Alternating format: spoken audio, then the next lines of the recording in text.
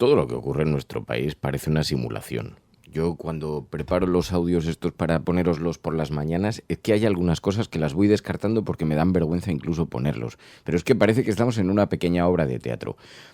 Os voy a poner, vais a escuchar al juez que está interrogando al expresidente José Luis Rodríguez Zapatero, haciendo gala de lo mucho que le gusta ir a comer a un restaurante. Sucedió durante el interrogatorio al expresidente Zapatero.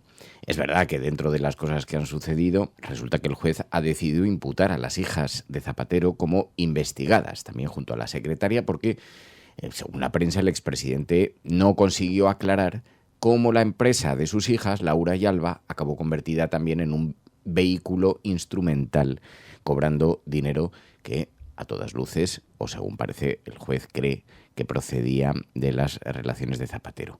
Pero se produjeron algunos momentos en ese interrogatorio que, aunque son anecdóticos, porque yo comprendo que la noticia está en otro lugar, revelan tan bien el ecosistema en el que estamos, de verdad. Escuchar esto porque es alucinante y luego lo comentamos y nos descojonamos juntos. Bueno, todo arranca en Portonovo, que por cierto es un magnífico restaurante, y para los que no lo conozcan, con unos precios muy ajustados, a pesar de ser una gran marisquería. Debe ser porque está en la salida 10B de la carretera de La Coruña. Pero el tema ya sabe que va por la reserva. Pues eso, ya sabéis la cuña publicitaria. Estás escuchando La Cafetera, unos segundos y comentamos todo esto.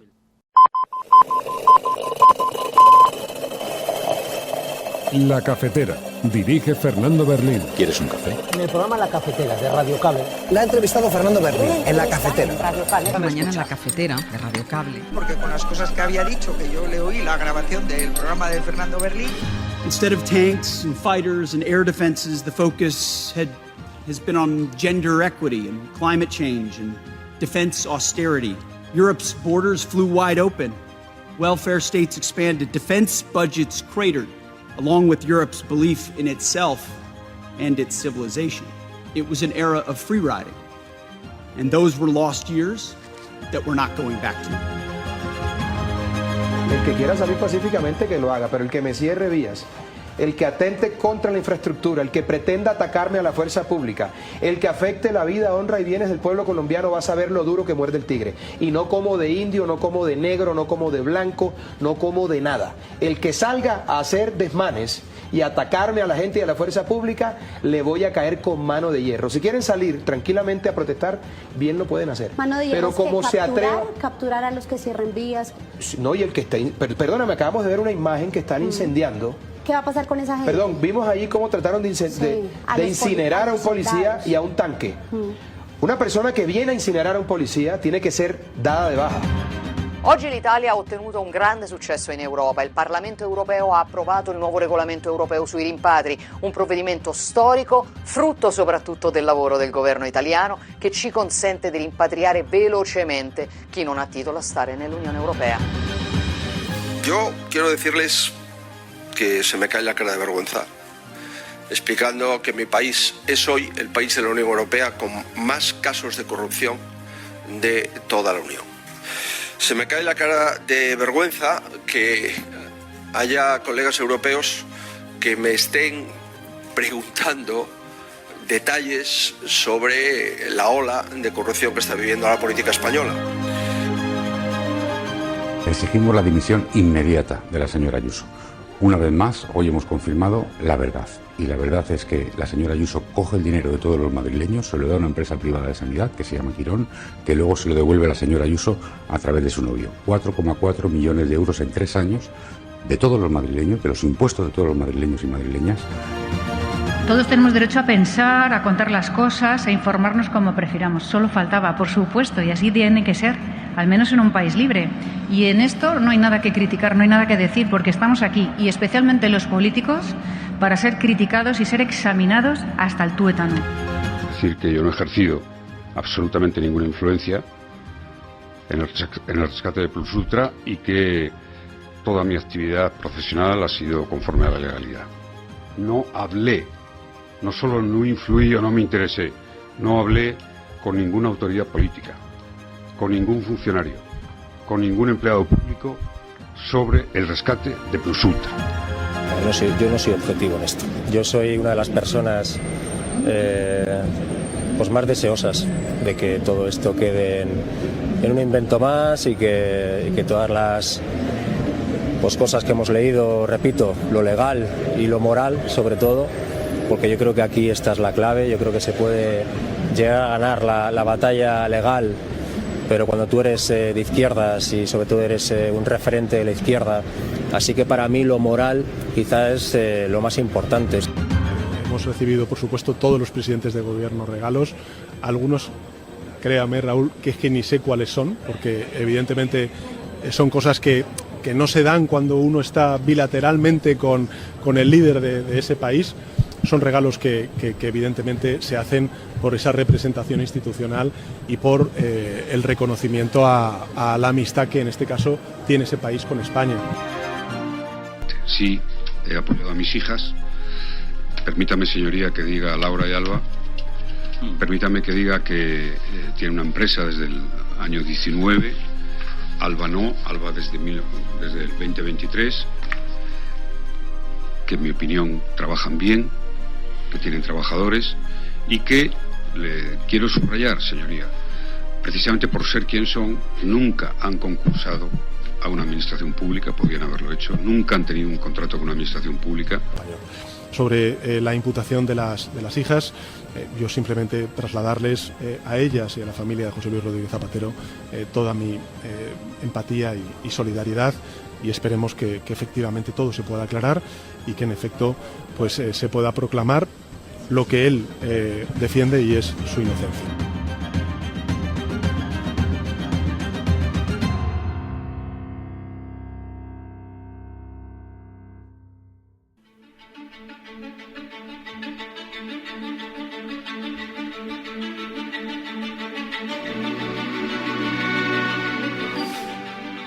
Muy buenos días a todos. Bueno, pues ya lo habéis escuchado dentro del catálogo de sucesos, del catálogo de actualidad de noticias, de lo que ha ocurrido en las últimas horas. Sí, hay algunas cosas que ocupan la atención política, informativa en nuestro país y que ponen toda la prensa muy atenta.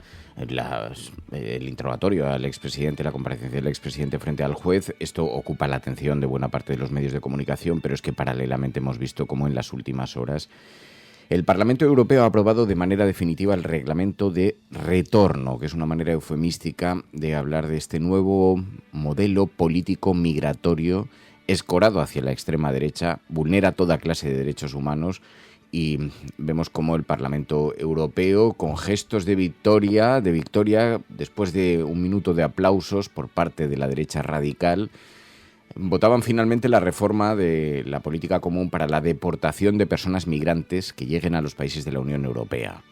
Esto, bueno, hubo intervenciones, los representantes de diferentes partidos políticos, y lo que se mostró es que efectivamente, sin necesidad de que la extrema derecha se haga con las estructuras europeas, su discurso va calando tan profundamente que se van asumiendo todas sus políticas. Bueno, lo celebraba en primer lugar, por si había alguna duda, la italiana Meloni, estas medidas para repatriar de forma urgente a los migrantes. Oggi l'Italia ha ottenuto un grande successo in Europa. Il Parlamento europeo ha approvato il nuovo regolamento europeo sui rimpatri, un provvedimento storico, frutto soprattutto del lavoro del governo italiano, che ci consente di rimpatriare. Así que aplaude, celebra esto, mientras veíamos también a las organizaciones humanitarias con mucha preocupación, viendo cómo se abre la puerta de la Unión Europea a más deportaciones, a menos derechos. Precisamente Oscar Camps enviaba ese mensaje a la ciudadanía a través de las redes sociales, cómo se consolida este modelo de la extrema derecha. Europa acaba de votar más detenciones, más deportaciones y menos derechos. Sí, la extrema derecha no ha conquistado Europa. Europa ha adoptado sus ideas. Y la deshumanización siempre empieza igual. No empieza con los campos de concentración. Empieza convenciéndonos de que algunas vidas valen menos que otras. Y después de Auschwitz dijimos, nunca más.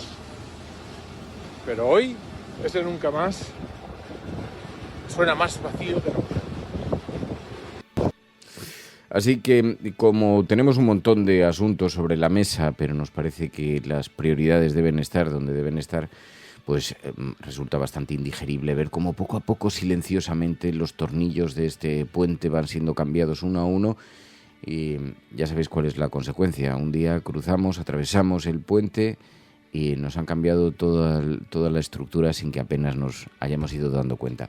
Bueno, todo eso en un día en el que hemos visto también, fijaos, hemos escuchado al jefe del Pentágono, a Pete Hegseth, justificando la necesidad de ampliar los presupuestos para la OTAN que destina la Unión Europea y además lanzando advertencias. Estamos fiscalizando a aquellos países que se niegan a subir las aportaciones a la Organización Atlántica. Dice Pete Hegseth que no solamente están observando los países europeos, que van a cambiar también su presencia en Europa, que tienen ahora otras prioridades, pero es que además el jefe del Pentágono, este hombre de confianza de Donald Trump, también dijo, es que la OTAN se ha centrado demasiado en las políticas de igualdad de género, del cambio climático, y todo su mensaje extremista lo lanzó impunemente. Instead of tanks and fighters and air defenses, the focus has been on gender equity and climate change and defense austerity. Europe's borders flew wide open. Welfare states expanded. Defense budgets cratered, along with Europe's belief in itself and its civilization. It was an era of free riding, and those were lost years that we're not going back to. En una jornada en la que también, hay terremoto en el hogar de Isabel Díaz Ayuso, porque resulta que la Unidad Central de la Guardia Civil ha dado a conocer su informe, un informe de la Guardia Civil que apunta que una empresa del novio de Ayuso carece de medios para hacer el trabajo por el que Quirón le pagó en el año 2021, titular del periódico El País. El informe de la Guardia Civil apunta a que la sociedad Masterman también contaría con materiales que no tienen nada que ver con una asesoría.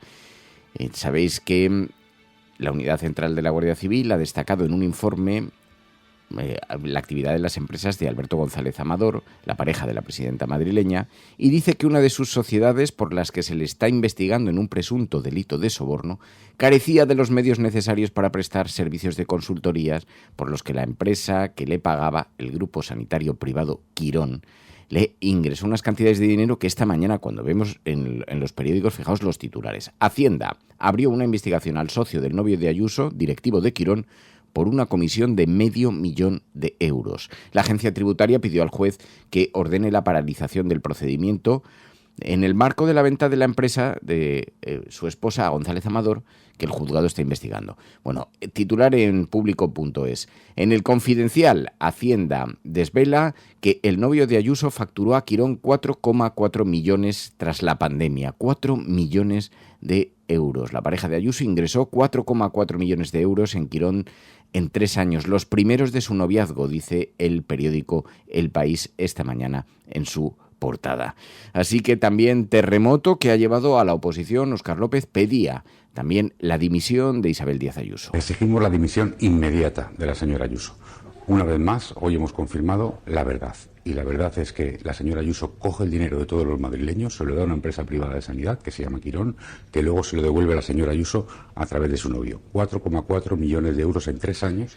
Pero con razón a Feijóo se le cae la cara de vergüenza. Lo decía ayer en unas conferencias, decía, explicando que en mi país hay una corrupción que no hay en otros lugares de Europa. Hombre, que lo diga el Partido Popular, tiene narices. Yo quiero decirles que se me cae la cara de vergüenza, explicando que mi país es hoy el país de la Unión Europea con más casos de corrupción de toda la Unión. Así que la actividad, por cierto, que estuvo Núñez Feijóo también en televisión, me parece que no descarta, por supuesto, las conversaciones con Vox, un partido homologable, no así Bildu, porque estuvo también en el programa El Hormiguero con Pablo Motos. En fin, el panorama político español, aunque hoy el protagonismo en todas las portadas de los medios de comunicación está situado en el interrogatorio al expresidente del Gobierno, José Luis Rodríguez Zapatero. Le tomó declaración el juez en el marco de la imputación en la investigación que se está siguiendo sobre su patrimonio y sobre una presunta comisión por el rescate a la compañía Plus Ultra, y el juez ha decidido también imputar a sus hijas. Esta mañana es el titular de portada en el periódico El País. El juez imputa a las hijas y a la secretaria de Zapatero y hemos conocido los audios. El expresidente compareciendo frente al juez. El juez investigará a las hijas y a la secretaria de Zapatero, dice La Vanguardia, y las interpretaciones de la prensa patria, de la prensa nacional. Hoy, desde luego, el titular más turbador de toda la prensa es el del ABC. Zapatero arrastra a sus hijas a la imputación. Pedí que las contrataran. Bueno, efectivamente, hizo un alegato sobre cómo intermedio para que se contratase a las empresas de su hija. Y ahí hemos escuchado algunos de los audios. Yo le propuse al señor Julio Martínez, en su condición de empresario de análisis relevante, le propuse que podían mis hijas, con su agencia de digital, de comunicación, prestar una colaboración formal con análisis relevante. Sí, he apoyado a mis hijas. Permítame, señoría, que diga a Laura y Alba, permítame que diga que tiene una empresa desde el año 19, Alba no, Alba desde el 2023, que en mi opinión trabajan bien, que tienen trabajadores y que, le quiero subrayar, señoría, precisamente por ser quien son, nunca han concursado a una administración pública, podían haberlo hecho, nunca han tenido un contrato con una administración pública. Le voy a preguntar respecto de Wadefar, la empresa de sus hijas. ¿A qué se dedica esta entidad? ¿Qué es lo que hace? Bueno, Wadefat es una empresa constituida en 2019, como expliqué, que se dedica al marketing digital, a la edición de vídeos, al seguimiento de comunicación, lo que es una empresa, digamos, moderna en el ámbito, y muy especialmente a todo lo que son los game sport, ¿no? Y todo ese mundo que, en fin, para mi generación es un poco distante y un poco lejano. Lo de su generación quiere decir porque no utiliza el correo electrónico, ya lo he dicho antes. Sí, exactamente, sí. He tenido siempre varias secretarias, esa es la verdad, pues han hecho siempre... Pues, claro, el juez oye lo de los Game Sports y dirá, ¿qué me está usted contando? ¿De qué me está hablando? Bueno, según el juez, ¿quién cobra es usted? Dijo que es el titular elegido por la portada del periódico La Razón esta mañana. Él dijo que nunca había tenido un contrato con una administración, que podían haberlo hecho. El juez imputó a las hijas por los indicios del papel instrumental de su empresa, dice el periódico La Razón esta mañana en la portada. Pero el gran titular también es cómo Donald Trump, Estados Unidos, está presentando como un triunfo el acuerdo para frenar la guerra en Irán, un acuerdo que parece una capitulación, como dice el periódico La Vanguardia. La derecha norteamericana critica el memorándum firmado con Irán, en el que Estados Unidos hace muchas concesiones sin obtener victorias estratégicas, entre otras, aceptan que Irán reciba 300.000 millones de dólares como compensación por lo sucedido.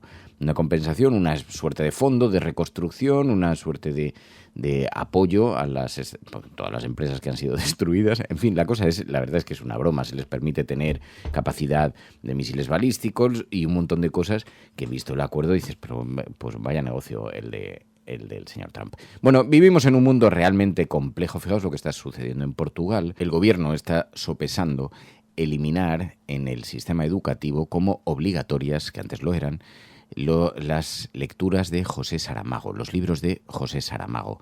Es un retrato absoluto de los peligros que nos acechan en estos días. Vamos a hablar con Pilar del Río porque precisamente ayer se cumplieron 16 años del fallecimiento del Premio Nobel de Literatura.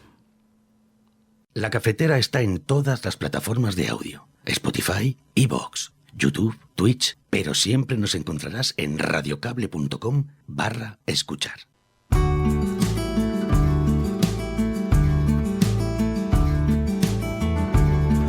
You want me to wake up,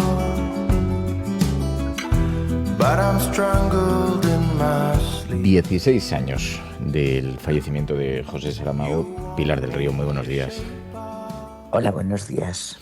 Teníamos que haber hablado ayer y tenía que haberte llamado ayer, que es cuando se cumplía esta fecha precisamente, porque me vinieron un montón de recuerdos, además de aquellos días en Portugal en los que tanta gente, tantos lectores aparecieron en la plaza donde estaba instalado el sepelio, y allí miles de personas con los libros en la mano, con las páginas abiertas, rindiendo homenaje a José Saramago. ¿Qué tal estás? Pues mira, recordando también, porque efectivamente hoy hace un año que estábamos juntos en el Ayuntamiento de Lisboa, y estábamos juntos por las calles de Lisboa, en esa plaza que tú decías, que es la del Ayuntamiento, pero también por Rocío. Es verdad que vimos los letreros que la alcaldía de Lisboa puso en toda la ciudad, y era un obrigado, o sea, una fotografía de Saramago y obrigado.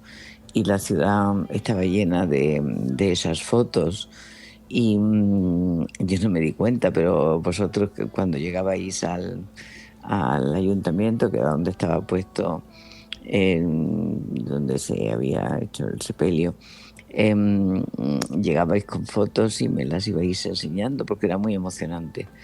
Quiero pensar que entonces el alcalde de Lisboa era António Costa, que luego fue primer ministro de Portugal y ahora mismo está en la Unión Europea, y que era un hombre hijo de una escritora y de dos escritores. El padre, Orlando Costa, era un gran escritor, la madre era periodista, también escritora, y sigue siéndolo. Y es una mujer de una enorme sensibilidad, que a los 80 y tantos años ha recopilado las crónicas que escribió de la Revolución del Mayo francés con el título, imagínate, una mujer de 80 y tantos años escribiendo Revolución, mi amor. Entonces, bueno, pues esa mujer, esos padres dieron ese hijo, y ese hijo que sabía lo que cuesta la creación, lo que cuesta escribir, lo que cuesta y por qué se traslada a otras personas las reflexiones que tenemos, las sensaciones que tenemos, el traer y llevar mundos de un sitio para otro, pues puso ese obrigado Saramago. Y fíjate, estamos hablando y me apetece hacerle un homenaje también al alcalde de Lisboa de aquel día, sí. Porque además no solo la sociedad de Lisboa salió, es que hubo un reconocimiento tan extraordinario por parte de los ciudadanos de Portugal. Me llama mucho la atención porque qué cambios, y qué fácil se pierden las referencias y la memoria. Hemos visto que Portugal está debatiendo si los libros de Saramago dejan de ser lectura obligatoria. Eso me parece bastante simbólico sobre los tiempos que estamos viviendo, Pilar, porque además parte de la escuela encima lo han defendido diciendo que es que a los jóvenes les cuesta comprender lo que digo. Claro, vendría a ser todavía más grave porque es el diagnóstico de un tipo de educación que está fracasando y que además es como la renuncia a que precisamente pues lo que habría que hacer es impulsar todavía más la complejidad en el caso de que asumiéramos el discurso, ¿no? Pero me parece tremendo, es un síntoma del tiempo que estamos viviendo. Es tremendo, sí. Y a mí me están dando ganas de llorar ahora mismo. Te estoy oyendo y siento ira. ¿Cómo se puede decir que los jóvenes no entienden? ¿Qué creen? ¿Que han conseguido que los jóvenes sean tontos?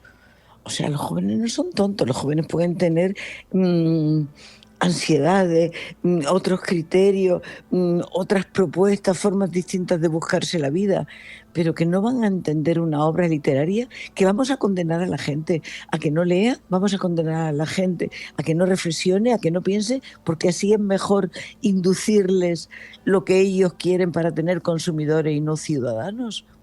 Y sí, es verdad, lo ha propuesto el gobierno de Portugal de ahora, a propuesta, supongo, del partido Chega, que es el Vox de Portugal y que es el segundo partido de Portugal, y está gobernando con la derecha. Y estas cosas pasan cuando la derecha y la ultraderecha se juntan. Claro. Entonces, si hay que hacer concesiones, empezamos por la cultura, que es lo más fácil. Y lo primero que tenemos que hacer es quitar a esos O sea, ¿por qué nuestros hijos tienen que estar estudiando y leyendo en el bachillerato a esos escritores? Y no sé si proponen a otros. Es que creo que simplemente prefieren que no se lea. O tal vez unos libros que ellos preparen de autoayuda y que les expliquen bien cómo ser millonario y cómo ser felices sin complicarse la vida en una sociedad que ellos están fabricando con sus guerritas, con sus armas, con su desprecio por los otros, con su intransigencia, con, prioridad nacional, ya lo hemos comentado varias veces, nacional. Pues eso está en España, pero también está en Portugal. Y es muy, muy triste que esa gente que fue capaz de despedirse de Saramago vaya a perderse porque de pronto el gobierno democráticamente elegido decide que no es necesario complicar la vida ni tener pensamientos más profundos. Me parece increíble cómo va mutando, se van cambiando las cosas tornillo a tornillo, despacio, sin que aparentemente intentando esquivar el debate más complejo, pero sobre todo el desprecio tan extraordinario que supone eso a la gente joven y decir... Te tienes que molestar, no, te vamos a dar otra cosa más fácil. Pero fíjate, Fernando, y quiero compartirlo con la Resistencia, que listos son, porque dicen, claro que pueden leer lo que quieran, lo que no van a ser es libros que van a estar dentro del programa de estudio. Y quitamos a Saramago por la dificultad que supone, pero vamos a poner a otro hombre que también es de izquierdas, y amigo de Saramago, o sea que no es un problema ideológico porque vamos a poner a Mario de Carvalho. Sí. Mario de Carvalho, que es un excelente autor y que no estaba, y que realmente también no es un autor fácil tampoco, pero excelente escritor.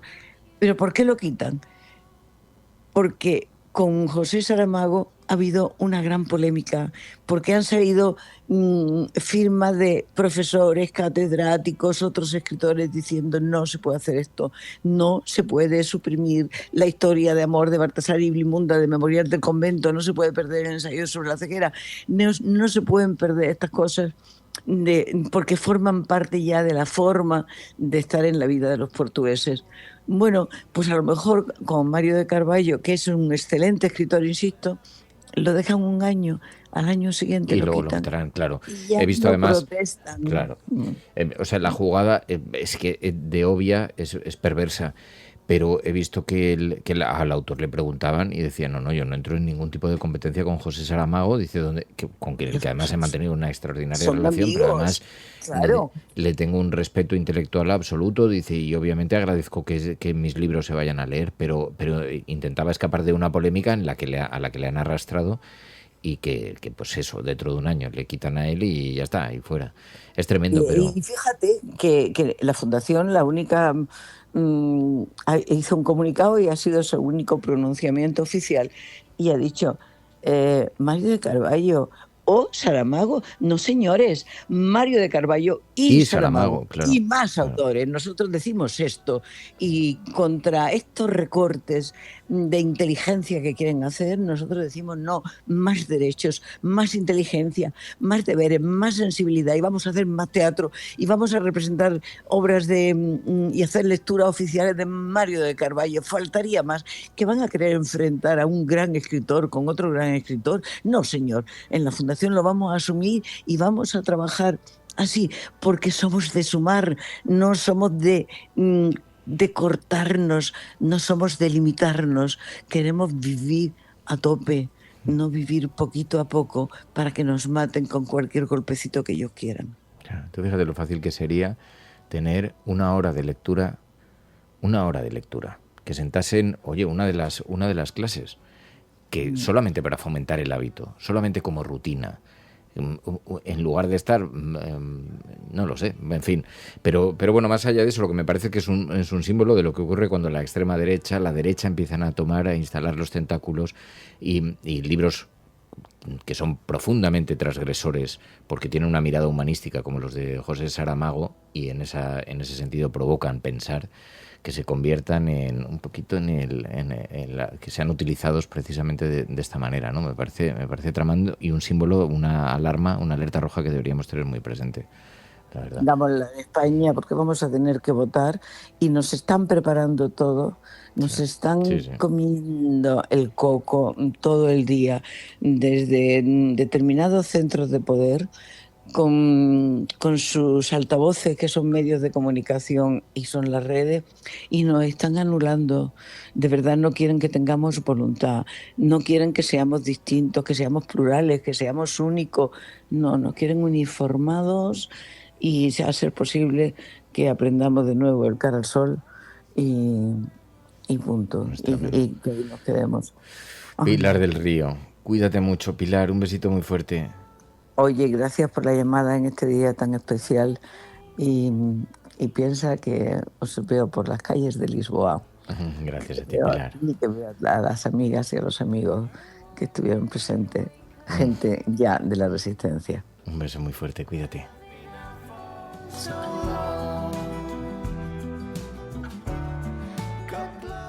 La Cafetera no es solamente un programa de radio. La Cafetera es tu compañía. Si valoras el rato que pasamos juntos, apóyala. radiocable.com/mecenas. Programas de radio, de televisión en España.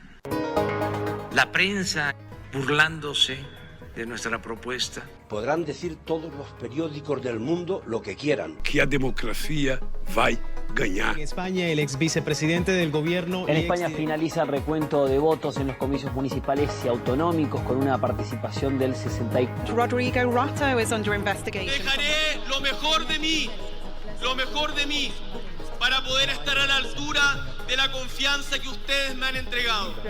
No olvidamos justicia, verdad, respeto. Seguimos. Bueno, ya sabéis que abrimos un capítulo los viernes en La Cafetera para hablar de la imagen que proyecta España en el exterior a través de la prensa internacional. ¿Qué noticias han tenido relevancia? ¿Qué ha sido destacado por los corresponsales extranjeros? Y por lo tanto, ¿de qué manera también se nos ve? Y lo hacemos de la mano de Pilar de la Peña. Pilar de la Peña, buenos días. Hola, buenos días. Oye, ¿qué semana? Claro, la comparecencia de Zapatero ha sido muy destacada en los medios internacionales. Hablan un poquito, pues sintetizan la noticia, ha defendido su inocencia, pero también señalan un poquito el impacto que está teniendo para el Partido Socialista, ¿no? Sí, la verdad es que son muchos los medios internacionales que se han hecho eco. Es verdad que todo el caso de torno a José Luis Rodríguez Zapatero, el caso Plus Ultra, el tema de las joyas está teniendo bastante recorrido en la prensa de todo el globo, y de hecho algunos medios ya lo venían anunciando. The Guardian, por ejemplo, publicó un artículo incluso antes de la comparecencia advirtiendo que iba a ser una semana particularmente difícil y larga para Pedro Sánchez porque coincidían la comparecencia del expresidente Zapatero y de Begoña Gómez, de su mujer, y bueno, pues ya señalaba que esto era así, que han estado bastante pendientes de esta comparecencia. Luego son multitud los medios que también la han recogido, desde ABC News, Reuters, The Times, Libération, Le Monde, en Francia varios otros diarios, algunos alemanes, es decir, sí que ha tenido un recorrido importante.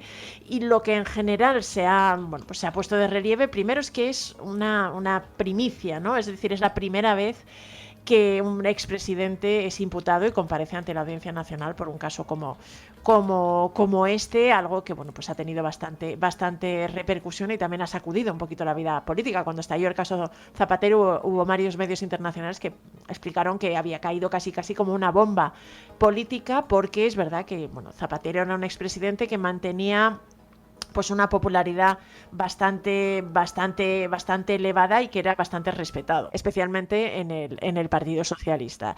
Y la verdad es que los medios que se hacen eco de la comparecencia y del interrogatorio al que se sometió Zapatero con el juez Calama de la Audiencia Nacional, muchos de ellos recogen o resaltan que realmente defendió su inocencia. Es verdad que la comparecencia fue a puerta cerrada, duró como como 2 o 3 horas, es lo que destacan algunos de los medios internacionales, y en ella Zapatero insistió en la defensa de su inocencia. No entran mucho en los detalles que luego se ha conocido, que el juez mantiene la imputación, pero sí recogen el comunicado de Zapatero posterior a la comparecencia, en la que reitera su inocencia, se muestra, pues defiende que siempre se ha comportado con honestidad y con decencia y que va a demostrar su inocencia con total transparencia. Reuters, por ejemplo, lo transcribe casi íntegramente el comunicado. Otros medios como Sud-Ouest en Francia y algunos otros pues también lo ponen de relieve, sobre todo la defensa de Zapatero, de que no ha habido ninguna irregularidad en su actuación.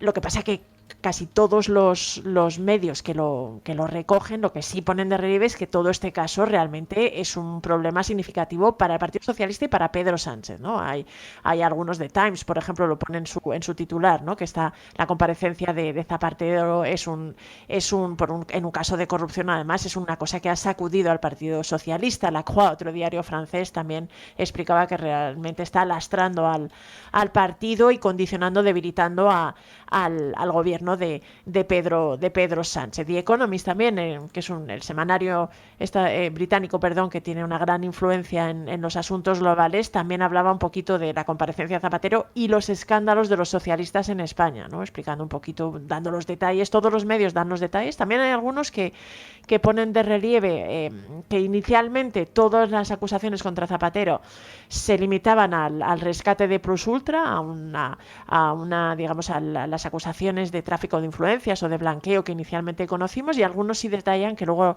el hallazgo de unas joyas valoradas en más de 1 millón de euros en un registro que tuvo lugar en la oficina de Zapatero, pues había ampliado el marco de acusaciones. Pero sobre todo, más allá de entrar en los detalles del caso concreto con Zapatero, lo que se pone de relieve en los medios internacionales es que se trata de un problema añadido para el gobierno y para Pedro Sánchez, que que además no es el único, porque se detalla que también se encuentra inmerso en varias investigaciones judiciales a su mujer, a su hermano, también a algunos de sus altos cargos. Se menciona también incluso el de Leire Díez y la fontanera del Partido Socialista, acusada de intentar obstaculizar estos casos judiciales, y todo se hace una especie de relato de todas estas tormentas que están acechando a Pedro Sánchez.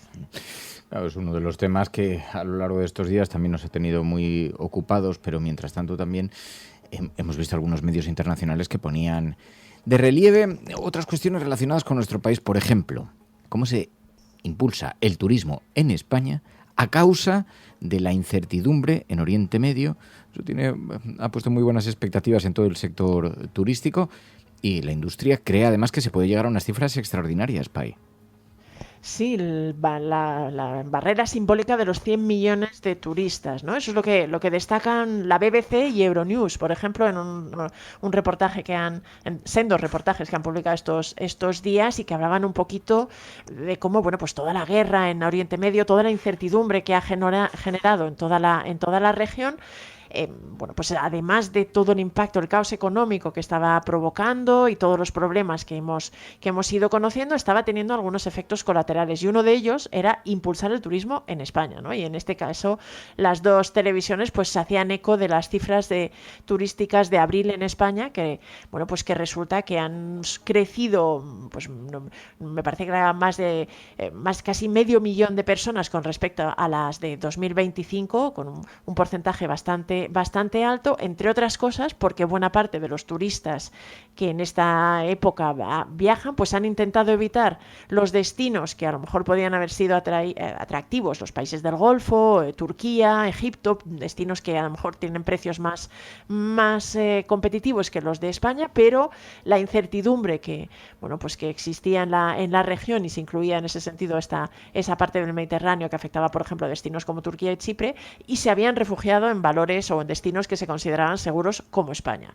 Y era interesante porque tanto tanto la BBC como Euronews explicaban que en teoría España lleva varios años batiendo cada año su récord de turistas, y en 2025 se alcanzaron los 97 millones de llegadas o de visitantes internacionales, que es un hito que únicamente Francia está por delante. Ya se especula con que España terminará adelantando a Francia en este terreno, pero todos los expertos creían que 2026 se va a ser un año en el que el crecimiento iba a ser más moderado, ¿no? Pero sin embargo, lo que ponían de relieve, por ejemplo en la BBC entrevistaban al presidente de una asociación de hosteleros en Benidorm, que consideraba que las cifras de abril y del primer trimestre incluso invitaban al optimismo y señalaban que el crecimiento podía ser bastante importante y que incluso se podía superar la barrera de los 100 millones, ¿no? Y esto servía para que los dos medios pusieran un poquito de relieve todas estas cifras turísticas, aunque la BBC es verdad que decía que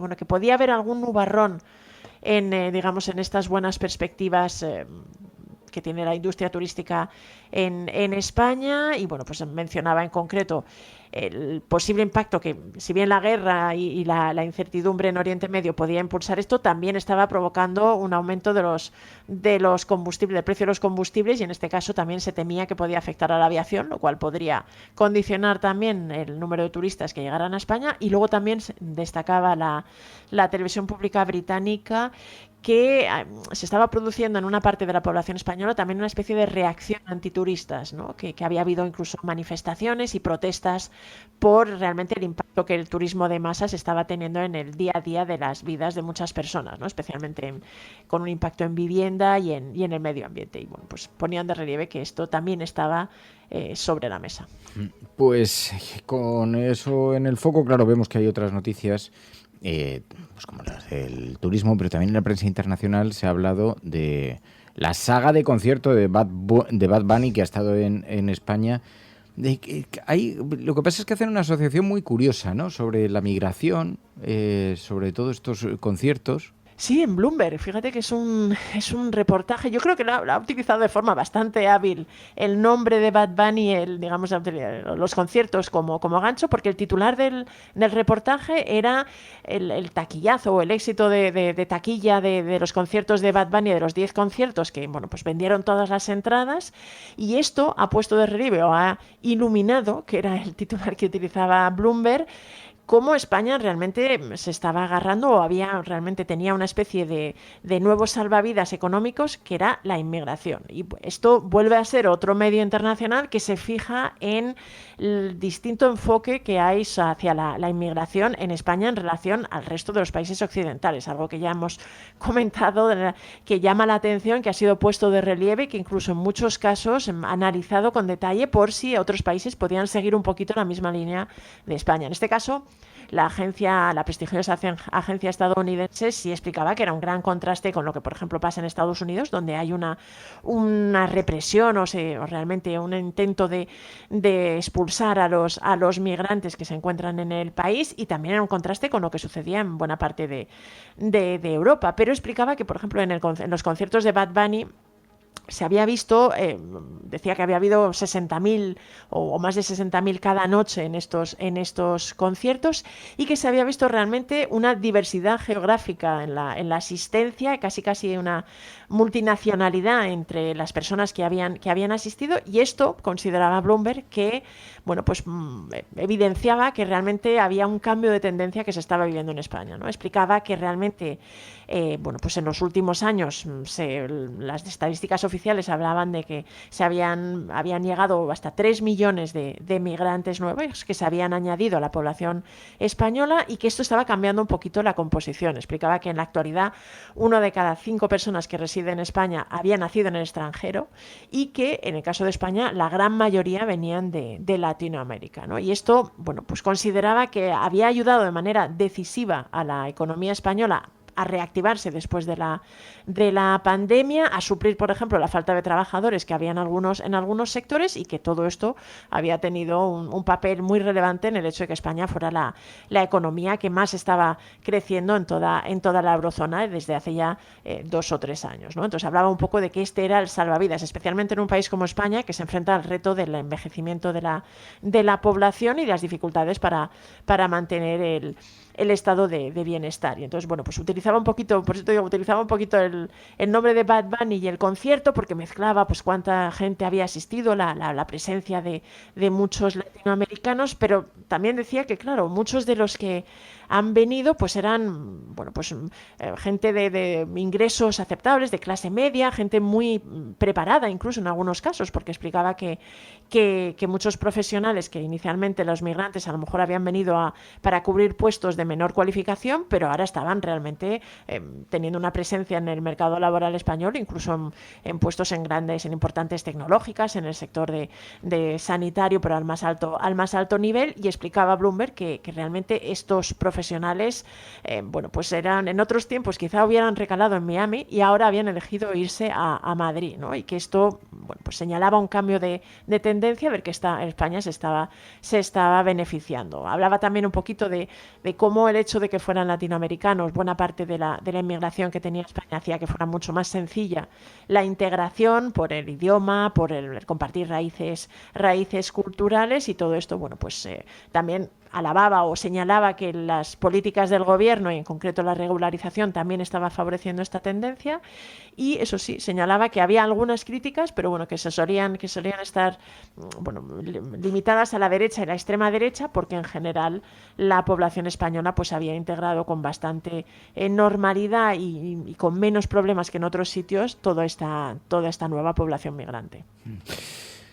Como además llama mucho la atención todas las políticas relacionadas con la regularización, los inmigrantes, todo lo que es la integración en España, también el contraste con los países europeos, para la prensa internacional es muy seductor siempre cualquier ángulo relacionado con esto. Oye, también la energía, esto ha pasado un poco lo mismo. Llevamos semanas escuchando hablar de las diferencias entre el sistema eléctrico español y otros sistemas eléctricos. Se ha puesto mucho énfasis en la prensa internacional en los beneficios que dan las energías alternativas, en cómo España ha desarrollado todo el sector de la energía eólica y solar. Hay nuevos artículos sobre esto, precisamente sobre las renovables, también colocando el foco en los efectos positivos que ha tenido en un momento en el que los precios de la electricidad han subido extraordinariamente a cuenta de las guerras y del entorno, ¿no? Sí, otra vez más, la verdad es que son algunos de los temas que sí que llaman la atención de los medios internacionales, a pesar de todos los problemas que tiene el gobierno aquí en España, y eso también lo destacan pues buena parte de estos diarios o de estas radios o televisiones de distintos países, que realmente España le está yendo bien en muchos aspectos, y uno de ellos es la energía, o al menos el impacto que tiene la electricidad en los hogares españoles, ¿no? Y esta semana The Guardian y Euronews pues publicaban 2 reportajes que, bueno, se hacían eco un poco de un estudio del think tank climático Ember, que explicaba que realmente gracias a la apuesta por las energías renovables en España, bueno, pues se había podido contener hasta un 19% el precio de que habría tenido las facturas de cada hogar, ¿no? Cifraba incluso, hablaba un poquito, que lo ponía de relieve en el titular de Guardian, de cómo cada hogar se estaba ahorrando hasta 10 euros cada mes por esta expansión y por esta apuesta que había tenido España por las energías renovables, por la energía eólica, la solar, que todo esto ya, bueno, había quedado claro que dejaba a España una posición de mayor seguridad, o de, digamos, menos vulnerable que otros países de su entorno, pues desde Italia o Reino Unido, o incluso Alemania, que a pesar de que habían tenido una cierta apuesta por las energías renovables, pues no se estaban beneficiando de ellas. Sin embargo, en España sí estaba sucediendo, ¿no? Y de nuevo, pues intentaban explicar un poquito los motivos de este éxito, de esta anomalía, que de nuevo ponían de relieve que frente a los efectos que estaban teniendo para muchos países, en Italia, por ejemplo, estaban siendo bastante significativos el aumento en las facturas de energéticas en general, tanto las de luz como las de gasolina, y en cambio España pues era un poquito una excepción y bueno, pues cada hogar se estaba beneficiando, y detallaban un poquito este informe y realmente otros de las políticas que había llevado a cabo el gobierno y que se habían demostrado tener cierta eficacia para este asunto concreto. Bueno, y además también en la prensa internacional hemos visto cómo llamaba mucho la atención en los medios internacionales el debut de la selección en el Mundial, Pai. Estás enganchada a este tema, ¿eh? Porque no, ¿qué va? Es por que la izquierda o por la derecha... Porque me dices, ¿cuál ha sido la noticia que más ha llamado a la atención de los medios internacionales? Y digo, pues si te digo la verdad... Esta semana ha sido el debut de España. Es verdad que hay un foco y una atención brutal de los medios internacionales, de muchos estadounidenses, que claro, como el Mundial tiene lugar en Estados Unidos, bueno, es uno de los 3 países que lo han organizado, llama la atención. Es que me ha costado mucho encontrar otras noticias esta semana que no tuvieran que ver con el debut de España con el general del Mundial y el debut de España en particular, entre otras cosas porque además como empató con Cabo Verde en lo que se considera una de las grandes sorpresas de este Mundial, y esto ha derivado en una serie de noticias llamativas, incluso el portero de Cabo Verde se ha convertido en una pequeña estrella mediática. Pues si me preguntas cuál ha sido la noticia que más ha llamado la atención de los medios en esta semana, te diría, pues ha sido el debut de la selección. No te creo, pero no pasa nada. No pasa nada, me parece bien. Pero por encima, si me preguntas, ¿han estado más pendientes de Zapatero o de la selección? Te digo, de la selección, Fer. Lo siento, pero esto es la realidad. Bueno, lo que pasa es que nunca hacemos tampoco análisis...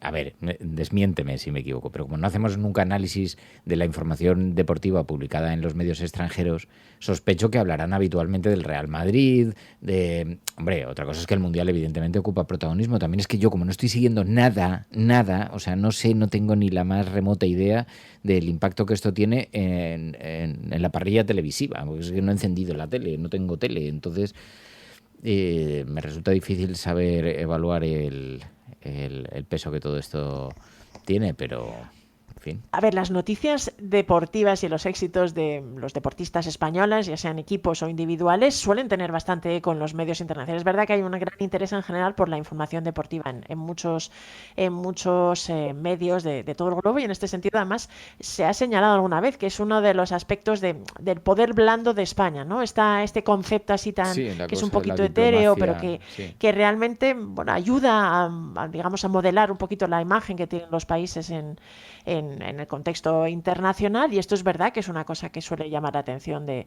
España. En este caso concreto es que el Mundial me llama la atención porque aunque no quieras, si ves, por ejemplo, si te vas a la web del New York Times ahora mismo, el New York Times, es que tienen un despliegue especial para el Mundial. Es muy difícil mantenerte aislado. Hay otros medios que también lo están siguiendo de manera bastante activa. Y bueno, pues sí que, aunque no te guste el fútbol, es difícil estar ajeno a todo lo que está generando.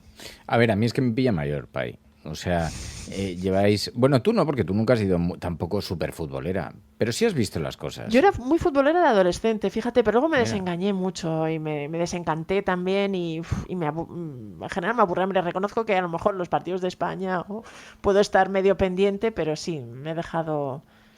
Yo, mira, lo han intentado hasta el punto en el que hace algunas. Lo han intentado todos mis amigos por décadas. Si ya no he caído en esto, resulta altamente improbable que caiga, pero es verdad que tampoco Si no has caído ni por tu hijo, que quizás es uno de los aspectos que... Bueno, de hecho, le acompañé una vez al campo, estuve una vez en el campo, y es verdad que me llamó la atención porque lo que no soy es idiota, y veo que el impacto que tiene, pues eso, hablábamos del efecto diplomático del deporte español respecto a otros países, pero es que incluso como forma de relación social, o sea, yo digo, a ver si esto es lo que concentra tantos recursos económicos, donde se están haciendo las cosas más punteras, porque es verdad que los espectáculos en el estadio, claro, yo pensaba que esto era una cosa mucho más pachanguera, mucho más cutre, y la verdad es que vivir en un estadio un gran evento deportivo es una pasada, o sea, es que ver esa comunión de miles de personas, pues eso, 80.000 personas a la vez gritando al unísono ahí, enloquecidos con el tiene mucho impacto, o sea, es verdad que todo eso, yo reconozco los efectos, pero no tengo ni la remota idea, ni es que paso las noticias y ya lo he convertido en una posición estética, porque ahora cuando veía que habías elegido estas noticias digo, bueno, ¿sabes? O sea, por un poquito, porque además creo que a los que ya no nos gusta el fútbol, y estamos un poco en contra, ya nos hemos vuelto fundamentalistas. O sea, que ya es que nos gusta hacer apología de eso. Es como una posición, ya, sí. casi militante, ¿no? Sí, nos gusta ir consiguiendo, pues adoctrinando a la gente contra el fútbol. Poco a poco. Te advierto que también estos momentos y estos eventos están bien para también, si quieres hacer otras cosas, aprovechar los momentos en los que hay partidos, sí, porque suelen cenar. ser sales a cenar momentos en los que puedes hacer cosas que normalmente te cuesta más porque pueden estar llenas, y en cambio en esos instantes hay una tranquilidad llamativa. No, está la ciudad estupenda, la gente maja y sana no va... sale a dar un paseo, el resto es que estáis haciendo cosas, pero no, en fin, bueno, que es verdad, sí es. También hay una cosa del fútbol que te puede gustar o no gustar y realmente no tienes que seguirlo, pero es curiosa la capacidad que tiene para generar entusiasmo y felicidad en la gente, ¿no? Lo hemos visto con cada los triunfos. Fíjate que en este caso concreto Cabo Verde ha sido noticia porque ha empatado contra España y su población lo ha celebrado como si fuera una cosa pues histórica, ¿no? Y bueno, simplemente por eso pues tiene que depar estos momentos de alegría además así tan desaforada y parece que tan completa para tanta gente, pues bueno, por lo menos es algo que le redime un poco de todo el lado oscuro que también tiene el fútbol. Ya, mi amigo Guille, un día que le reproché que hiciera la quiniela, me dijo algo que me hizo sentido en aquel momento, voy a repensando con el paso de los años, porque yo le decía, a ver, Guille, ni por filosofía, porque lo de repartir el dinero de muchos en pocas manos es una filosofía turbia, ni por la cosa capitalista de que le des tanto valor al dinero, porque era todos los fines de semana quería hacer la quiniela y además nos enrolaba alguno. Y luego sabes que las quinielas, bueno, yo no sé si tú has hecho quinielas alguna vez, pero dependiendo de si rellenas varias columnas, o sea, hay en resultados que puedes poner varias opciones, que puedes poner o gana este o empatan, y eso te incrementa el precio. Bueno, pues él iba enrolando gente para pillar aliados. Y entonces yo le decía, pero a ver, Guille, esto tal. Y me dijo, ya sabes lo que pasa, Fer, que yo la he hecho el viernes, la quiniela. Y paso el fin de semana pensando que voy a ser rico. Y entonces esto lo entendí porque me sentí bastante identificado. Y está muy bien porque es como, tengo una ilusión que sé que el lunes se ha ido a la mierda, porque nunca jamás nadie ganó una quiniela a mi alrededor. Que es una cosa increíble, porque Fer sabe un montón de fútbol, mogollón, saben las temporadas, los equipos, los que son más propensos a ganar no sé qué, pero hay un altísimo componente de azar que hace súper difícil ganar la quiniela. Es alucinante, ¿eh? Porque dices, lleva una mala temporada que te cagas todo el equipo, además están lesionados los titulares, además no sé qué, este no gana, pongo un 2 y va y gana ese día. Y tú con tu quiniela a la mierda. Entonces me llamaba la atención, pero me dijo, la ilusión que le generaba me hizo reflexionar también, así que acepto los valores de la cosa. Te lo compro, Pai. Bueno, pues esto es lo que ha dado de sí la prensa y tú no echas la quiniela, claro, por lo que veo, porque te has quedado como, no. Paso de esto. La verdad es que no. me parece muy bien que la gente le dé esa ilusión y tal, pero no, hasta ahí no llego. Pues te voy a contar una cosa, no eches la quiniela, porque además ahora se está utilizando la inteligencia artificial. El otro día cogí al ChatGPT y a Claude y les dije, calcúlame una quiniela, pues estaba bromeando con mi hijo y me hice como el súper experto en las últimas jornadas futbolísticas y yo estaba delante del ordenador, estábamos hablando por teléfono y entonces le empecé a búscame cuáles son los equipos que han hecho mejor temporada y dame 3 claves para mantener una conversación con una persona tal. Y entonces yo le iba soltando cosas. Y entonces le dije, hazme una quiniela, revisa toda la documentación posible sobre lesionados, tal, previsiones, cálculos, haz cálculos estadísticos, tal, no sé qué, y me dio una quiniela completa de la jornada. Y le dije a Fer, tenemos que echar esto a ver qué pasa. Que luego no lo hemos echado, pero digo, mira ¿no que lo has revisado? No. Pero digo, mira que si nos toca, la verdad es que me comprometí a no contarlo por si todo el mundo se animaba, pero seguramente es una puta mierda de ejercicio porque ya deben estar haciéndolo todos los fanáticos, claro. Claro. A ver, hasta donde yo sé la quiniela, luego si era una quiniela entre comillas fácil, es decir, que sí había muchos resultados que entraban dentro de lo normal, el premio a repartir dependía también del número de personas que hubieran acertado, ¿no? Es decir, si al final la inteligencia artificial hace que sea mucho más fácil, lo que pasa es que la quiniela pues dejarás de ganar mucho dinero Bitcoin pasarás a ganar poquito, ¿no? No os quejaréis de la cafetera, se aprenden cosas de quinielas, se aprenden cosas raras, se escucha, hablamos de todo tipo de cosas, somos gente de mente abierta, hablamos hasta de fútbol. Y ahora vamos a hablar del idioma y vais a flipar con nuestros invitados porque vamos a hablar de la lengua, vamos a hablar de cómo la invasión cultural acaba haciendo de las lenguas locales, las acaba reduciendo a minoritarias y las grandes batallas que se están librando. Os va a encantar este tema, os lo hemos anunciado esta mañana y os invito a que permanezcáis atentos porque vais a flipar. Seguimos aquí en La Cafetera. Esto es La Cafetera. Si lo estás escuchando, no estás sola. La Cafetera no es solamente un programa de radio. La Cafetera es tu compañía. Si valoras el rato que pasamos juntos, apóyala. radiocable.com/mecenas.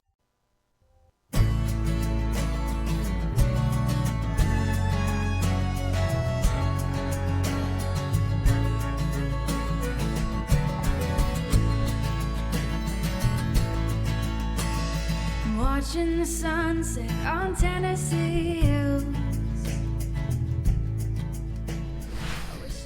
Augusto Cegarra, Fernando Valencia, muy buenos días. Oye, muchísimas gracias por acercaros al estudio porque el proyecto es extraordinario. Se puede luchar contra una gran Meyer norteamericana, contra una de las grandes empresas norteamericanas para pedirles autorización para doblar al quechua El Rey León. Hablar con Disney parece un reto totalmente imposible. No sé si lo conseguiréis, pero parece imposible. Sí, buenos días. Gracias primero que nada a ustedes por invitarnos al espacio. Muy contentos de estar acá en esta primera visita a España con la película. Bueno, en físico ya hemos estado en otras ciudades, pero es la primera vez que estamos en Madrid. Y sí, o sea, creo que Fernando me ha enseñado a soñar en grande y creo que igual una vez que ves la película también se entiende de que si bien esa es parte de la premisa, es una cortina de fondo, digamos, ¿no? Para explorar temas muy importantes como el tema de la identidad, el tema de la herencia cultural que Fernando está dejando a su hijo, así que lo de Disney queda un poco de fondo, pero sí, yo no planeé, yo en mi primera película, que esta es mi primera película que hago, el primer largometraje, que nos ha tomado 9 años hacerlo, créanme que no planifiqué en ningún momento tener de némesis o enemigo a Disney, pero bueno, la vida te da sorpresas también, ¿no? Pero claro, la película nos habla en efecto de las lenguas, de cómo pues, los grandes productos globales no contemplan las minorías, como además la batalla por proteger la lengua y la cultura se convierte en una batalla también de corte global. Vamos a ponernos sobre antecedentes. Cuéntanos un poco cuál es porque ya avanza un poquito en la sinopsis, pero cuál es la historia, cómo nace. Sí, bueno, en primer lugar, Allillanchu y Mainayan, Madrid, Llachta, España suyo, Guayquepanaicuna, Kikillantaj Mikashanku, Perú suyo Mantapas, Rikillachta Masinchiskuna, Llachtapi, Ascambi. Bueno, mi nombre es Fernando Valencia, soy uno de los protagonistas de este documental Runasimi, documental peruano que habla precisamente de esto del idioma, del quechua, y un poco esta búsqueda de poder doblar la película del Rey León al quechua y hacerlo de forma oficial. El sueño de hacer doblaje nace de una intención muy pequeñita, muy inocente y casi como jugando de cuando yo estaba trabajando en el sector rural allá en el Cusco, en el distrito de Corca. Y veo un grupo de niños que está viendo una película y me doy cuenta de que no están entendiendo el 100% del contenido. Entonces allí emprendo la idea de, oye, ¿qué pasa si se los pongo en el idioma? Y aparte de ponérselos en el idioma, ¿qué pasa si trabajo un poco las voces, el lip sync, que en términos generales es lo que significa el doblaje? Entonces hacerles un doblaje y de la nada esto pues viraliza y se convierte en un proyecto más grande y empezamos a soñar de poder hacer algo que no solamente sea una muestrita o un acto de caridad hacia el quechua hablante, sino más bien que se pueda transformar en algo más estable como una política, como una corriente, como un movimiento social donde la gente considere el doblaje a las lenguas originarias como, digamos, como un proceso de reivindicación a lo que significa la cultura y la lengua de los pueblos originarios. Pero además, a tu hijo, ¿no? También tiene en la película, la historia, tiene el germen de que también lo haces un poco para tu hijo y con tu hijo, todo este inicio de los doblajes de escenas o de películas al quechua, ¿no? Sí, claro, bueno, en realidad todo esto está dentro de la película. Es difícil un poco conversar alrededor de la película sin contar los pormenores y spoilear, digamos, el contenido. Sin embargo, mi hijo se ha vuelto un brazo derecho en todo ese proceso, porque entendí que, como en la mayoría de cosas, uno no puede hacer las cosas solo, ¿no? Necesitas de ir formando un equipo, y pues la persona que tenía más a mi lado y que de algún modo podía entenderme y seguirme el ritmo era mi hijo, que en ese momento tenía 6 años, que a la actualidad él tiene ya 15 años, es todo un adolescente, y bueno, fue mi compañero, y bueno, hasta el día de hoy seguimos trabajando juntos. Bueno, me decía Pilar que la película también es una reivindicación cultural al quechua. ¿Y cómo está la situación del idioma en el país? Bueno, yo puedo dar un pequeño contexto antes de que le dé la palabra a Fernando, pero a tu palabra también me di cuenta que Fernando estaba contando de cómo nació su proyecto de doblaje, y para responder un poco cómo nace la película, yo quería decir que yo me encuentro en ese momento cuando Fernando viraliza con estos videos.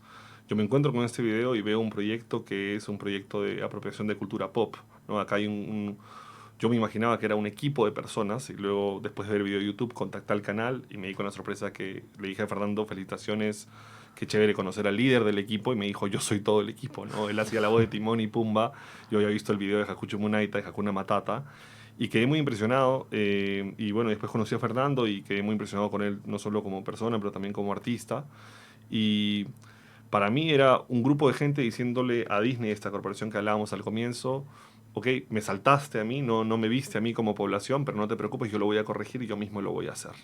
Entonces me parece que había algo muy poderoso en esa apropiación de cultura pop.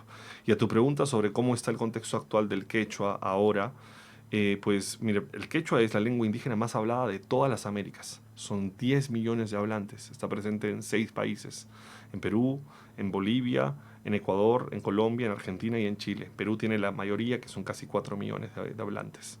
Sin embargo, la lengua igual está en peligro de extinción, según la UNESCO, y nosotros también lo que hemos visto en la realidad y en el campo es que mucha gente de nuestra edad, y hasta un poco menor, ya a la siguiente generación no le quiere enseñar el idioma a sus hijos y hijas, porque ellos dicen: me encanta tu proyecto, está bien, recuperar las raíces y todo, pero yo he vivido esto en carne propia. A mí nadie me lo va a contar, a mí me han discriminado por esto, y yo no quiero que mi hijo pase por eso. Entonces es un acto casi de protección y de amor contra la discriminación, por la cual no están pasando el quechua a las siguientes generaciones, ¿no? Entonces, no sé si tú quieres contar un poquito más, Fernando, del estado actual de las cosas. Sí, en realidad, bueno, el quechua como idioma se ha desarrollado en el Perú, en Sudamérica ha nacido en el centro del Perú, y se ha repartido por todo el Tahuantinsuyo a través del Estado Inca, que lo oficializó como un idioma, digamos, que todos tenían que manejar para poder entenderse e integrarse como pueblos.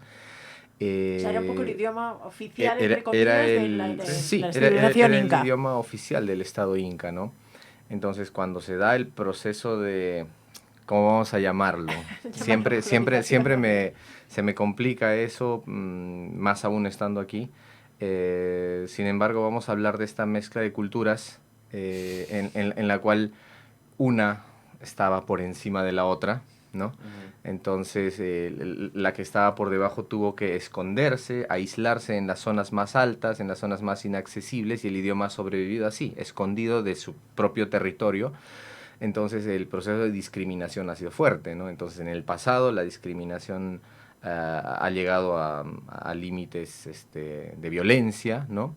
Y hoy en día es increíble cómo, incluso en la situación actual que vivimos ahorita, Perú está viviendo un proceso electoral que ya está llegando a su final, he podido apreciar que esa discriminación antigua sigue presente, ¿no? Sigue presente en las personas. Entonces, ese es el estado actual del quechua. Y quiero que quede claro de que la discriminación no es al idioma. Al idioma lo aman, el idioma se enseña en diferentes países del mundo. En Estados Unidos hay universidades que lo estudian, lo valoran, es bien apreciado por todo lo que significa y la cosmovisión que lleva dentro un idioma originario. Sin embargo, la discriminación es hacia sus hablantes, ¿no? Porque yo me atrevo a decir que somos considerados como ciudadanos de segunda clase, que no tenemos el mismo peso de una persona que vive en la capital, en la costa, en una ciudad, que no pesa igual que una persona que vive en el campo, ¿no? Entonces ha sido relegado el idioma a pesar de su importancia. Sin embargo, hay muchos esfuerzos por tratar de revalorarlo. Hay música, hay poesía. Está arrancando una corriente que está tratando de reivindicar. Es la palabra que yo hace poco empecé a utilizar y es la reivindicación lo que se busca, ¿no? Entonces, esa es la situación actual del quechua. Y creo que lo que nosotros hemos emprendido a través del proyecto y la película como una simbiosis así bien bonita en la cual el documental Runasimi y el proyecto de doblaje se van alimentando juntos, es buscar una alternativa que sea atractiva para la juventud, porque como decía Augusto, esta transmisión generacional es la parte complicada, porque los papás en principio ya no querían que sus hijos estudien, ¿no? Y hoy en día hay chicos que sí quieren aprender el idioma, sí quieren estudiarlo, pero no hay cómo, no hay dónde, entonces nada de eso está establecido, entonces había que buscar opciones y encontramos que el doblaje era una opción que cumplía casi todos los requisitos para poder revitalizar el idioma. Sospecho que encontrar la película en inglés allí no debe ser difícil, en los cines. Bueno, es una película que ahora no está, digamos, en cartelera, ¿no? Pero igual que aquí en España, pues seguramente se habrá proyectado en versión original o incluso pues encontrar el DVD o como se pueda distribuir ahora las películas, pero que no esté en quechua también representa un poco esa colonización cultural norteamericana, que cómo se va expandiendo por todo el mundo y cómo vamos asumiendo todo. Y hablabais de no sé cómo lo definís, porque la conquista, la colonización, la invasión sobre los pueblos originarios. Aquí en este programa somos muy críticos con la utilización, además, que se está haciendo tan españolista de esto y tan paternalista y como históricamente se ha defendido. Y somos muy críticos, porque entendemos además la otra mirada y comprendemos la posición que realmente jugó en ese momento de la historia, pero claro, conectabas esta misma historia. ¿Cómo habéis vivido desde allí este debate que se ha dado? Porque se ha vuelto a dar ahora otra vez en México, que hemos enviado unos representantes diplomáticos que no os confiéis porque os vamos a enviar pronto también, que son súper agradables, os van a encantar. Estamos intentando que hagan muchos viajes internacionales porque así están un poco por aquí. ¿Sabes? Y os enviamos allí a que hablen de la conquista de manera elogiosa, ¿sabes? Que seguro que recibís con alegría. ¿Sabes? Pero ¿cómo vivís esto? Porque muchas veces dicen, bueno, pero es que ahí hay mucha gente que acepta muy bien ese discurso. Digo, que yo sepa, no, yo no he conocido a muchos, pero... Sí, es un tema difícil de asimilar porque en determinado momento ideológicamente uno se encuentra en medio de un fuego cruzado, donde están las personas que con justa razón guardan un resentimiento histórico y están las personas que defienden la otra posición, ¿no? De que pues las Américas eran un continente de bárbaros, de gente incivilizada, ¿no? Simplemente porque no entendieron su forma de ver el mundo, lo cual es distinto, ¿no? Entonces, yo en principio me iba del lado de los nuestros, del lado de lo indígena, del pueblo. Sin embargo, a través del tiempo he ido razonando de que las personas en la actualidad no tendrían por qué ser culpables de decisiones que se han tomado en el pasado. Eso a mí me queda muy claro y tenemos que llegar a un punto en el cual podamos conversar acerca del tema sin herirnos, ¿no? y sin guardar esos resentimientos. Estuve pensando así hasta hace poco. Sin embargo, tomando en cuenta que existen personas, hace poco escuché, ¿no?, que querían hacerle un homenaje a Hernán Cortés, etcétera, ¿no? O sea, yo respeto la idea de que España como nación tenga sus referentes y considere esto un logro a nivel cultural, de colonización, etcétera.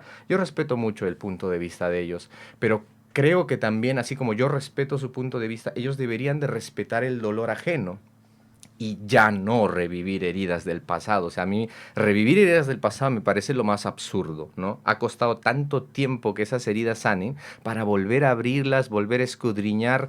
Ahí hay un deseo que está yendo detrás de bambalinas, no sabemos cuál es, para qué o por qué. Es una especie de neocolonialismo, es una manera de de afrontar lo que está haciendo Estados Unidos, no lo sé. Algo se cocina ahí dentro, pero en mi opinión creo que hay que aceptar nuestro pasado, identificar, de todas maneras tomar un bando, pero ser lo más democráticos y lo más sensatos posible para poder llegar a una conversación. Porque, a ver, si se supone que nos han traído la civilización, ¿por qué nos hablan incivilizadamente?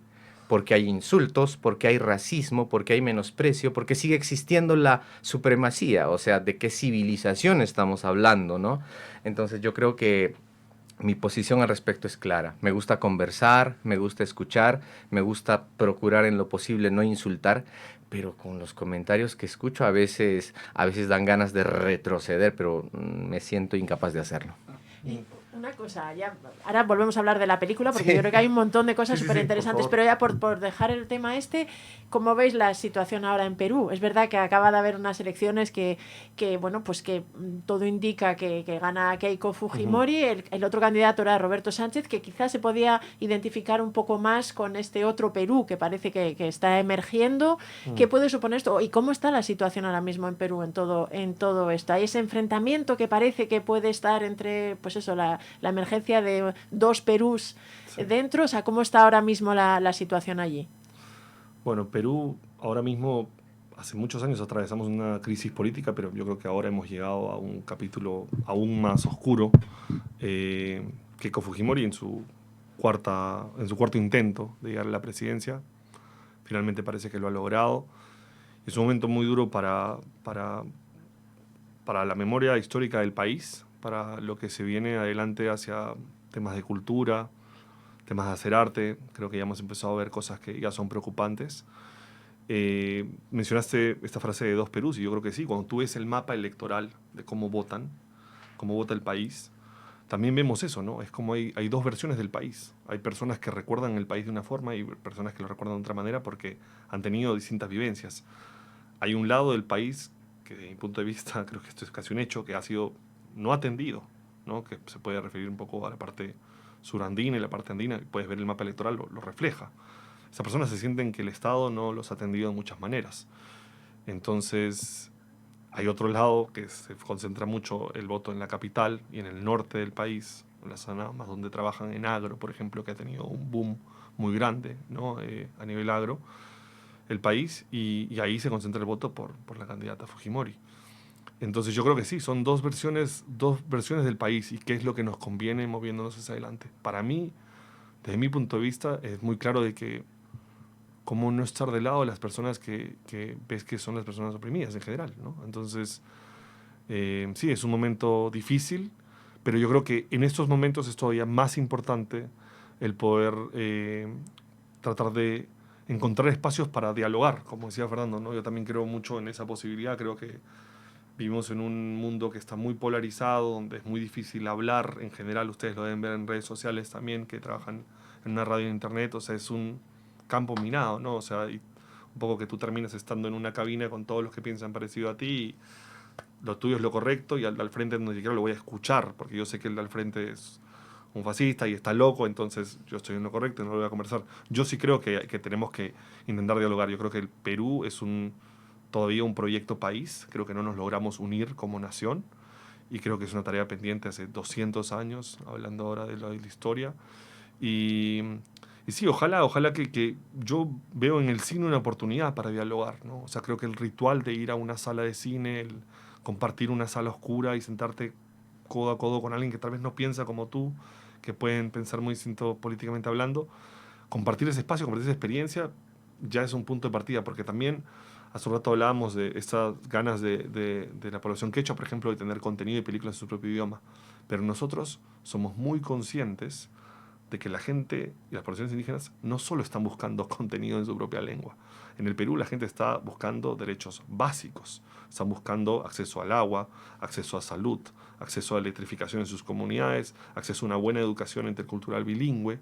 Entonces nosotros esperamos que Runasimi, que la película pueda ser como el inicio de una conversación más amplia, ¿no? Especialmente con la situación político-social que se viene en el Perú ahorita, que seguimos muy partidos, muy rotos, ¿no? Hay mucha mirada de como este es el enemigo, por más de que es mi compatriota, ¿no? La película es un buen símbolo para para todo esto, y hay una escena en la que un abogado expresa doblar al quechua no es rentable, doblar el Rey León, esto no es rentable, no es posible. Contadnos un poco qué impedimentos os habéis encontrado, porque efectivamente eso es una muestra muy palpable, ¿no? Pero claro, en esa relación con una compañía tan gigantesca como Disney, en ese intento, supongo que las dificultades son de muchos tipos. Sí, bueno, vuelvo a por donde empecé, de que es un poquito complicado hablar de estos pormenores, porque justamente la película trata de Desarrolla un poquito esto. Trata de... Sin hacer spoilers. Yo soy muy amigo de los spoilers, pero los oyentes no. Sí, entiendo. Claro, de todas maneras, yo creo que sin entrar mucho al argumento de la película,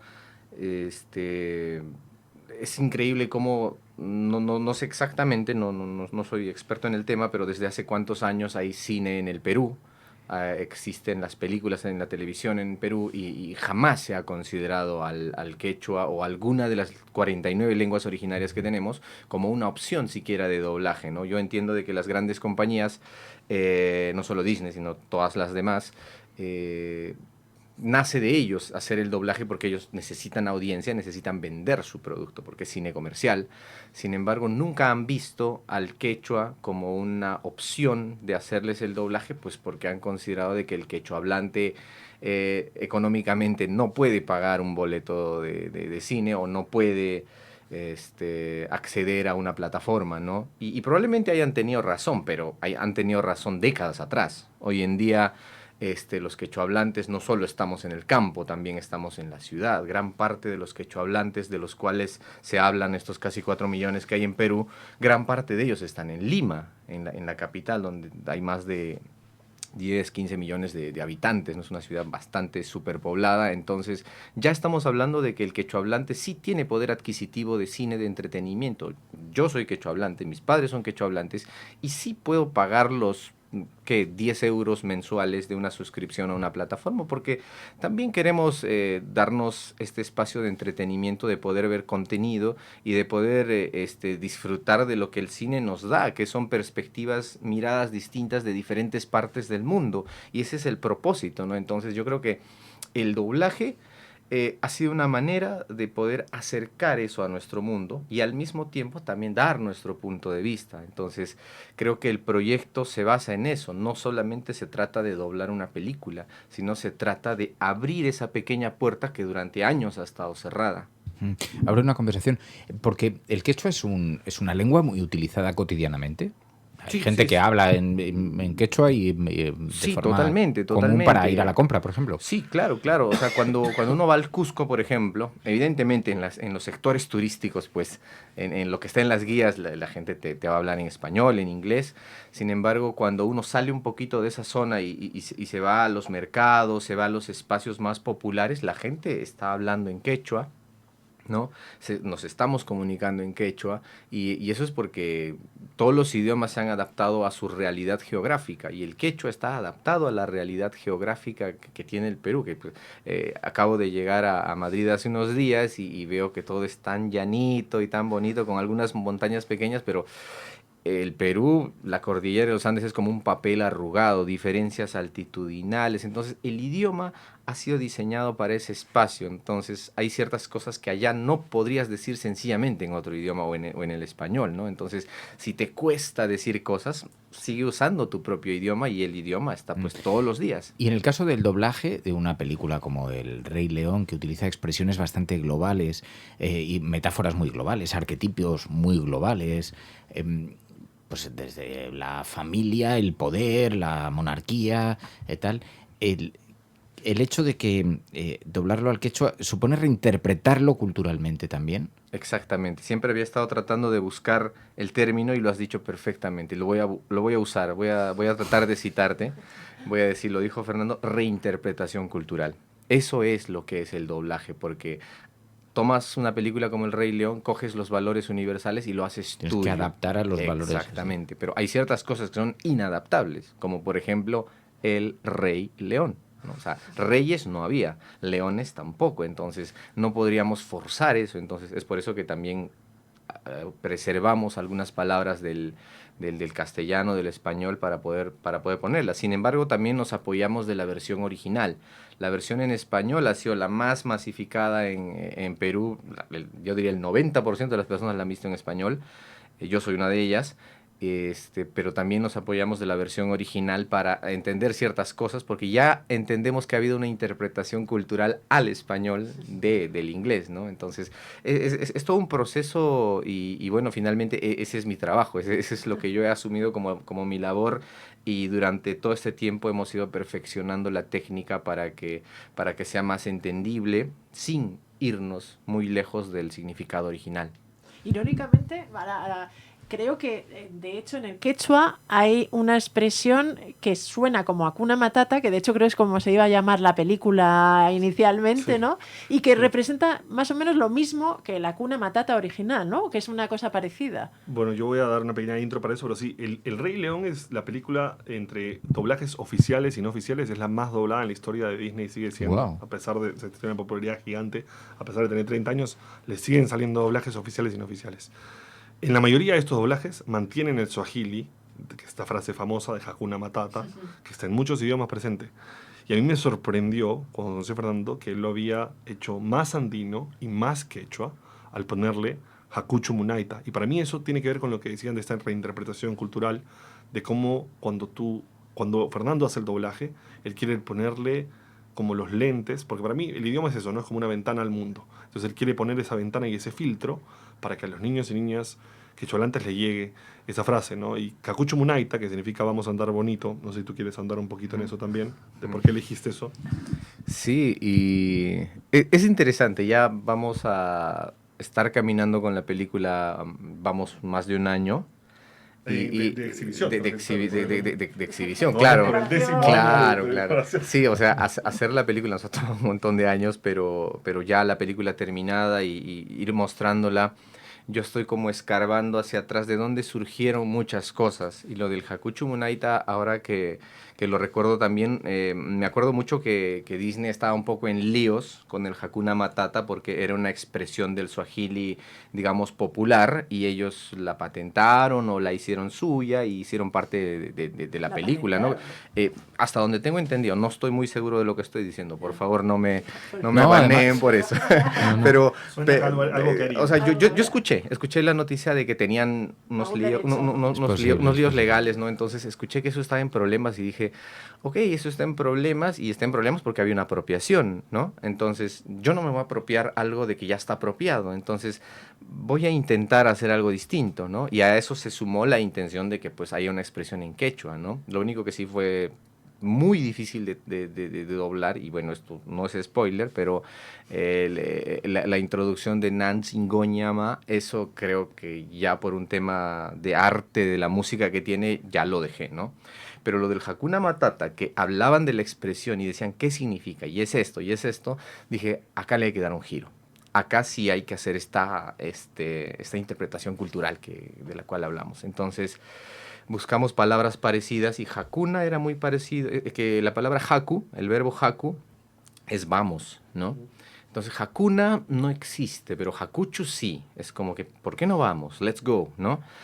Y Matata, uy, ¿qué le pongo? Entonces hay una palabra más sencilla que es Munai, que es el verbo querer, y Munaita es algo que es bonito, es algo que es atractivo, bello, estéticamente agradable. Entonces dije, vamos a caminar bonito. Hakuchu Munaita, let's go beautiful. En inglés se entiende un poco mejor todavía, ¿no? Pero digamos que en el español sería, vamos a caminar por este camino, pero sembrando flores en él, haciendo que sea un camino bello, dándole belleza a nuestra vida. Es como caminar con arte. Sí, vale el concepto término. se entiende muy bien, pero no es una expresión utilizada habitualmente, entiendo. O sea, es la conjugación de varias expresiones, y es algo la inauguración de un término, porque es muy bonito. Es algo que debemos patentar. Vamos a tomar... No, yo creo que si bien es una expresión que no existe, y la he repasado gramaticalmente, he consultado con lingüistas del quechua a ver si me dicen que esto está mal dicho, pero donde voy, donde hablo en el campo, la gente lo entiende perfectamente. Es algo demasiado nuevo, es como el Hakuna Matata realmente del quechua, entonces Bueno, inicialmente la película tenía este nombre, sin embargo, entendimos de que el nombre tendría que trascender más allá de solamente esta aventura, ¿no? ¿Sabes que hay una polémica? Hablamos aquí en el programa, no la recuerdo con precisión. Las primeras palabras de la canción que has citado, que es Nancy Ngoña, hubo en un podcast, conocéis esto, ¿no? Que lo reinterpretaron en términos de humor y Disney se querelló contra ellos, porque decían que no significaba lo que Disney decía que significaba.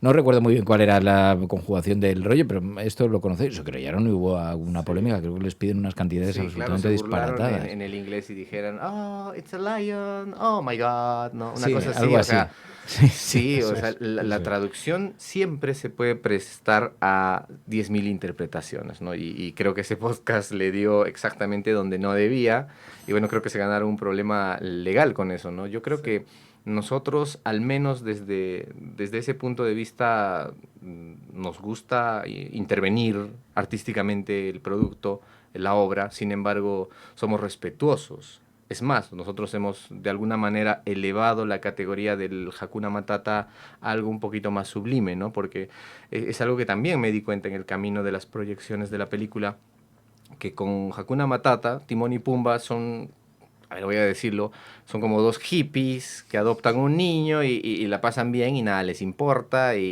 ¿no? Sin embargo, cuando cambiamos a Hakuchu Munaita, incluso la misma figura de estos dos personajes ya no son dos desbandados que no les importa la vida, sino al contrario, son dos maestros. Claro, tiene algo más de pedagógico. Exacto, que le enseñan al pequeño Simba a que no toda la vida puede comer solo filete de cebra, que también puede comer gusanos y que son igual de nutritivos. Entonces, creo que por ese lado el significado se mueve un poco hacia la seriedad, hacia lo sublime, hacia lo lindo que puede ofrecer el quechua al mundo, ¿no? Entonces creo que ese es nuestro aporte, digamos, ¿no? Porque no solo se trata de plasmarlo en otro idioma, sino de reinterpretar culturalmente. Perfecto. Bueno, le va a parecer la conversación fascinante a Pilar del Río, que conversa con nosotros cada jueves. Fue durante años la traductora de José Saramago, su mujer, su viuda. Y claro, entender el alcance de la traducción, de la reinterpretación, porque es que necesariamente se debe hacer. Le va a fascinar esto. Oye, una cosa, has dicho que El Rey León era la película más traducida de Disney, pero ¿ha habido otros, digamos, lenguajes así más originarios, indígenas o lenguas más olvidadas al que sí se ha traducido El Rey León, al que sí ha permitido Disney que se traduzca?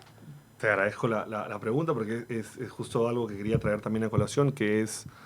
Sí, recientemente, en los últimos 4 años, ha habido un proyecto de Nueva Zelanda donde un par de personas que estamos buscando contactar, la hermana de Taika Waititi, que es este director muy famoso que hizo Jojo Rabbit y que ganó un Oscar, y que ganó un Oscar, y bueno, que en su speech del Oscar, de hecho, se lo dedicó a los niños indígenas también, dijo a todos los niños indígenas que no dejen de soñar en grande. Ella ha empezado un proyecto en Nueva Zelanda para doblar las películas de Disney al reo maorí. Y el maorí, yo celebro este acto. Me parece, aparte, es una señal esperanzadora para nosotras porque es ver que Disney, de alguna manera, entiende la importancia del doblaje para ayudar a la preservación de las lenguas indígenas. Estas películas doblaron varias películas, doblaron entre ellas El Rey León, doblaron Coco, doblaron Moana, y estas películas han sido exhibidas en salas comerciales en Nueva Zelanda. Esto ha sido hace un par de años ya. Lamentablemente nosotros no hemos tenido la misma suerte, pero sí que hay ahora distintos... Yo creo que Disney ha cambiado mucho en el tiempo. No sé si ustedes recuerdan una película del 2000, de inicios de los 2000 que se llama Las locuras del emperador. A mí me la han citado un par de veces. Es una película que tiene un personaje, que el personaje se llama Cusco. Tú ves el nivel de investigación, digamos, que hubo para representar una cultura, que es la cultura inca en este caso, ¿no? Hablan un poquito sin nombrarlo, hablan de los incas y del Perú, y el personaje se llama Cusco, tiene una llama, o sea, hay mucha gente que se creó ideas, de hecho, a partir de esta caricatura. Eso era un Disney de antes. Yo creo que Disney ha cambiado, creo que ha madurado también en cómo acercarse a las películas, por ejemplo, con la película Frozen.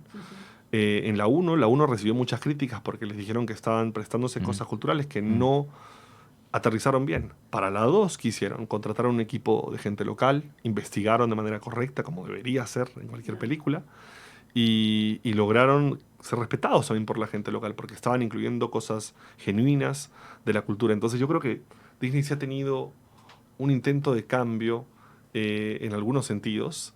De hecho, Coco, por ejemplo, es una película en la que ahí sí que además asimila y presta una atención brutal, o Encanto, que es otra película que también hace algo parecido con México y Colombia, es decir, sí que parece que hay como más sensibilidad, ¿no? Totalmente, o sea, y con la nueva versión de Moana también, entonces yo creo que sí está pasando eso. Entonces, nada, estamos esperanzados de que más adelante, ojalá estamos esperanzados de que Disney nos pueda responder y que las cosas puedan salir bien también para nosotros, ¿no?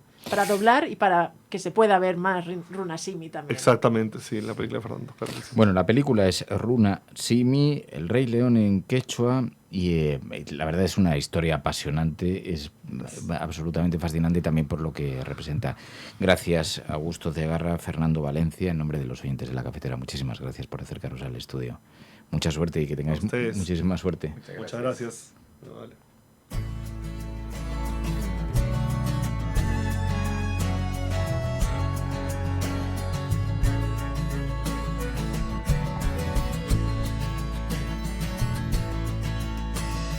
Watching the sunset on Tennessee